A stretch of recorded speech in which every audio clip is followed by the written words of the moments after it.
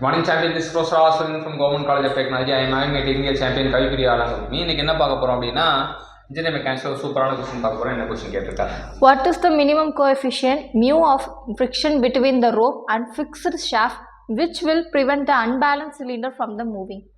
So unbalanced cylinder ஒன்று இருக்கு, moving ஆகாமல் இருக்கணும். ஸோ ஃப்ரிக்ஷன் வந்து எவ்வளோ இருக்கும்னு கேட்குறாங்க. ஸோ இதுக்கு வந்து பார்த்தீங்கன்னா ஃபார்முலா என்னன்னா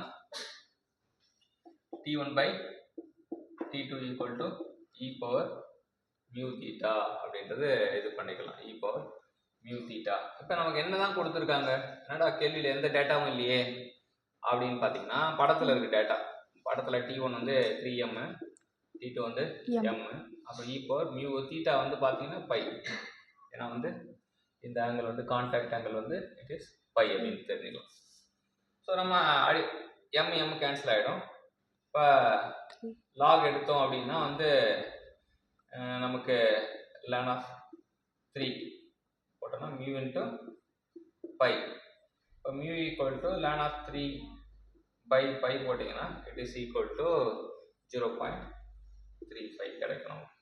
அதனால் ln of 3க்கு வந்து 1.07 அந்த மாதிரி வரும் அப்ராக்சிமேட்டாக. ஸோ 3.14 இது பண்ணால் இட் இஸ் 1/3. அப்போ 0.35 அப்படின்றது தெரியும். Answer is option B. Option B.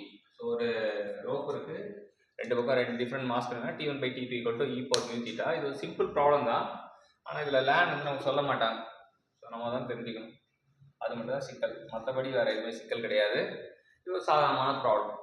So ஒரு புள்ளி இருக்குது, புள்ளியில் ரெண்டு பக்கம் டிஃப்ரெண்ட் மாசு, அது நகராமல் இருக்குன்னா எவ்வளோ ஃப்ரிக்ஷன் இருக்குன்னு கேட்குறான். கோயில் ஃப்ரிக்ஷன் இந்த பக்கம் 3m அந்த பக்கம் mனா இஸ் 0.35. ஸோ இந்த ப்ராப்ளத்தை கற்றுக் கொடுத்த கவிப்பிரியாவுக்கு தேங்க்யூ சார்.